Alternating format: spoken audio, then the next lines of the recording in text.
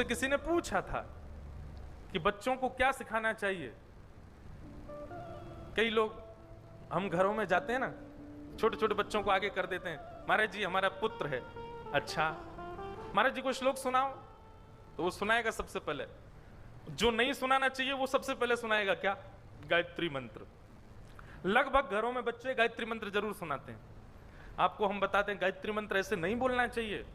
गायत्री मंत्र के लिए गुरु आज्ञा आवश्यक है, गायत्री मंत्र के लिए यज्ञोपवीत संस्कार आवश्यक है। गायत्री किसी गुरु के द्वारा दी जाती है, तभी अधिकार प्राप्त होता है आपको बोलने का। गायत्री करने वाले को त्रिकाल संध्या करनी पड़ती है।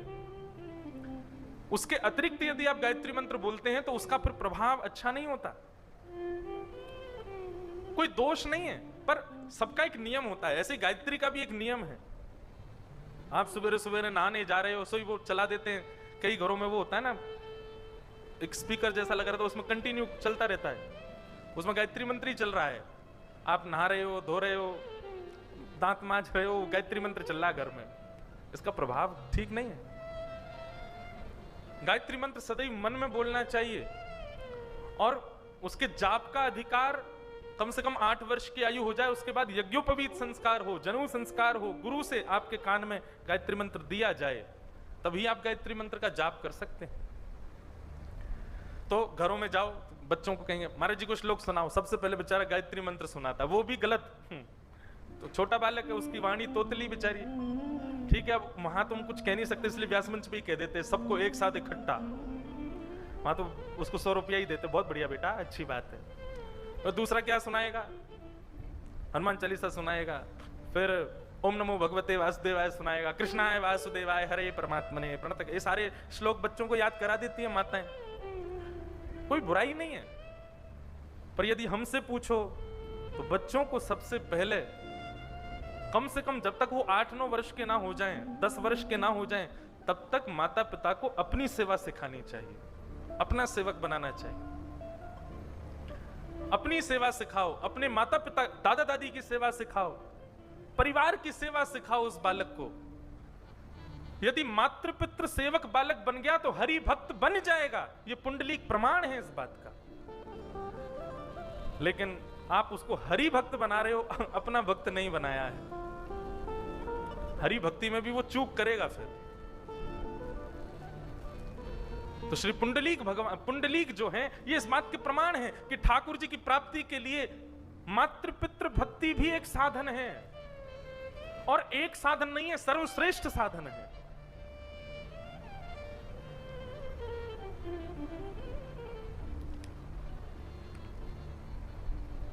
कई बच्चे होते हैं वो इंट्रोवर्ट होते हैं, ज्यादा एक्सप्रेस नहीं कर पाते अपने माता पिता के प्रति प्रेम जो होता है।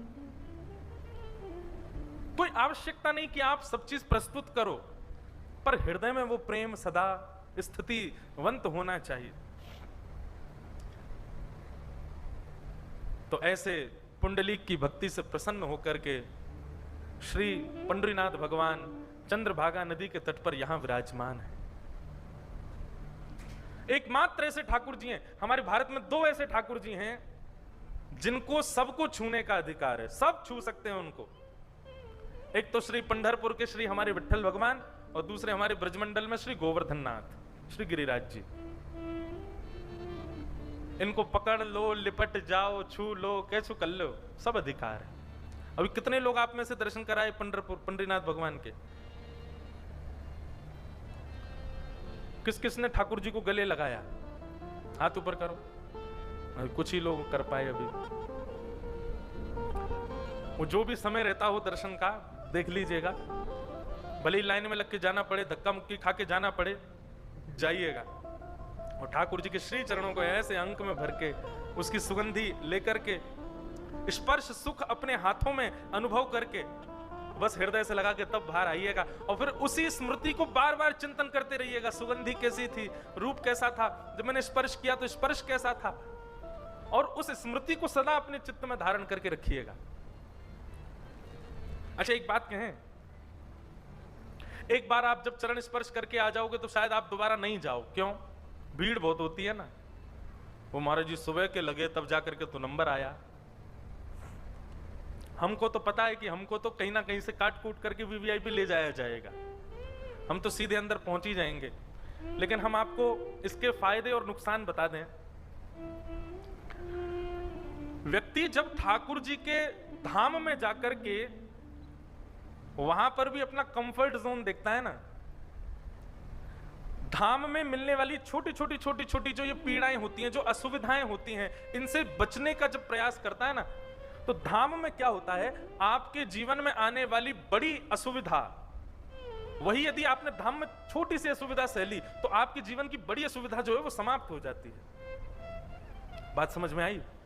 मान लीजिए पंढरपुर से जाने के बाद में आपकी लाइफ में कोई बहुत बड़ी प्रॉब्लम आने थी, कुछ भगवान ना करे शारीरिक कोई दिक्कत आने वाली थी, हैं? पथरी बन गई पेट में, या फिर कुछ और हो गया, जो भी कुछ भगवान करे कुछ नहीं हो, बढ़िया सुखी रहो, यहां से जाने के बाद खांसी भी नहीं हो आप लोगों को। लेकिन मान लो भाई संसार है, प्रारब्ध सबके जीवन में आता है, कोई तन के दुख से दुखी है, कोई मन के दुख से दुखी है, कोई धन बिन रहत उदास, कोई बिना धन के उदास है। दुख तो जीवन में आता है, पर जब हम किसी तीर्थ में जाते हैं, किसी धाम में जाते हैं, और वहां जो छोटी छोटी असुविधा, भोजन की असुविधा हो, सोने की असुविधा हो, मार्ग पर चलने या इधर उधर जाने की असुविधा हो, नदी स्नान की असुविधा हो, दर्शन में असुविधा हो, यदि आप उस असुविधा को स्वीकार कर लेते हैं तो आपकी जीवन में आने वाली भयंकर असुविधा जो है वो धाम में छोटी असुविधा से नष्ट हो जाती है, खत्म हो जाती है। तो अगर वो सहन कर लो तो अच्छा है। क्यों गिरिराज जी की परिक्रमा लगाते हैं? पैदल घूमना भी तो एक असुविधा है, पांव थक जाते हैं, छाले पड़ जाते हैं। ये भक्ति में असुविधा ही क्यों होती है? हिमालय पर जाएंगे, तपस्या करेंगे, 100 वर्ष तक की तपस्या करते हैं, ये असुविधा क्यों? ये जो इस प्रकार का हम लोग अव्यवस्थित मार्ग अपनाते हैं भक्ति में, उससे जीवन के कई असुविधाएं जो हो तो नष्ट हो जाती हैं, बराबर हो जाती हैं। इसलिए उसको सहन कर लो। और दूसरी बात, जो बहुत मशक्कत करके ठाकुर जी के समीप जाता है ना, मैं ऐसा कहता हूं वो ठाकुर जी को नहीं देखता, ठाकुर जी उसको देखते हैं। और जो बिना परिश्रम के ठाकुर जी के सामने चला जाता है वो ही देखता है ठाकुर जी को। ठाकुर जी कहते तू जल्दी भाग यहां से, आ गया इतनी लाइन काट के, चल प्रणाम कर निकल। मुझे तो उसकी प्रतीक्षा, बेचारा बाहर धूप में खड़ा है, इतनी मेहनत करके आ रहा है। अब तो हमको ऐसा दर्शन लाभ नहीं मिल पाता, अब तो सब ले जाते हैं भीतर ही खड़ा कर देते हैं, पर प्रारंभिक समय में खूब ऐसे दर्शन किए, खूब आनंद आता है। तो जब जाइएगा अंदर, श्री पंढरीनाथ भगवान के उस स्मरण को संग लेकर के आइएगा। स्पर्श कैसा था, सुगंधी कैसी थी, वस्त्र कैसे थे, श्रृंगार कैसा था, वो सब अपने चित्त में धारण करके आइएगा। और फिर आप जहां से भी आए हो, जहां भी आपके घर हैं, वहां लौट करके भी जाओ तो नित्य अपनी सुबह की जब पूजा में बैठते हैं उससे पहले एक क्षण के लिए उस स्मरण को दोहराइएगा।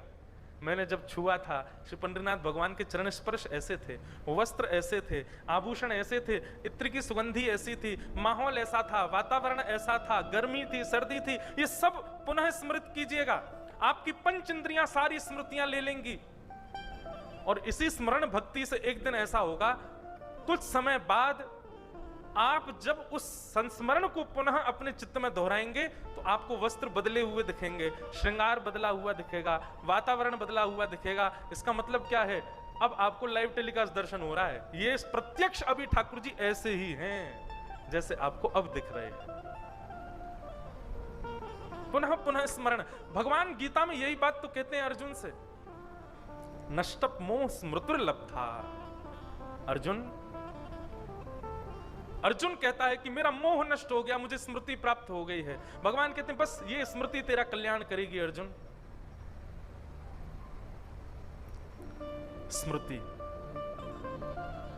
ऐसे श्री पंढरीनाथ भगवान पुंडलीक पर कृपा करने के लिए श्री पंढरपुर धाम में विराज रहे हैं। उनकी चरण सन्निधि में हम आप सब लोग सत्संग करने के लिए एकत्रित हुए हैं, ये हमारा परम सौभाग्य है।